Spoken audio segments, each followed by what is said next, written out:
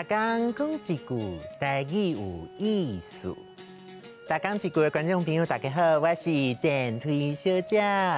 前几天阮公司咧大拍卖，真侪人去吼，这也卖，迄也卖，唱甲大粒歌、细粒歌，有够恐怖。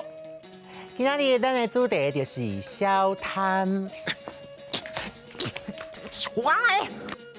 消摊汉字写作消摊，罗马字写作思要笑，特安摊。笑第二条，贪第一条。消贪是咧讲人足贪心，袂知足，看到物件吼，逐项拢要爱。咱人若消贪，凡说贪财、贪色、贪权、贪官位等等，唔通哦。贪财的人有可能做贪官，甲人贪污食钱；做贼，甲人偷摕物件。做强盗，甲人抢钱。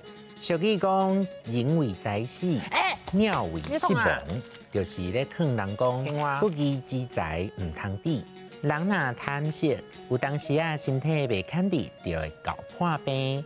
俗语讲，食字头顶一支刀，就是咧劝人唔通贪花好色，较袂拍歹身体，佮甲家己找麻烦。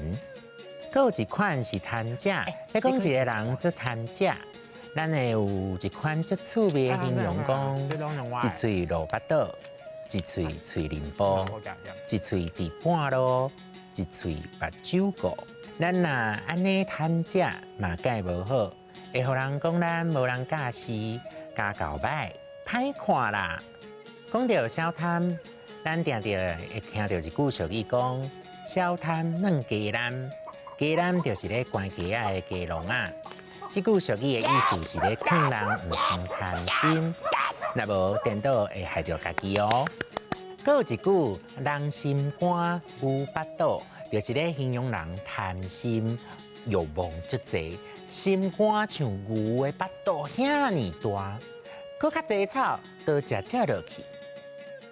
六消贪、知足。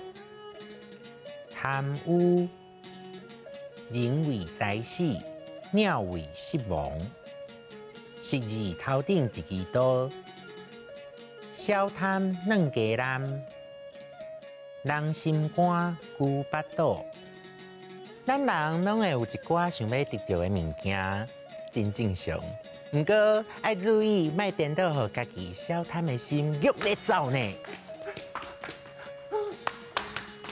今仔日的大讲一句就讲到这，多谢观众朋友收看，咱后摆再会。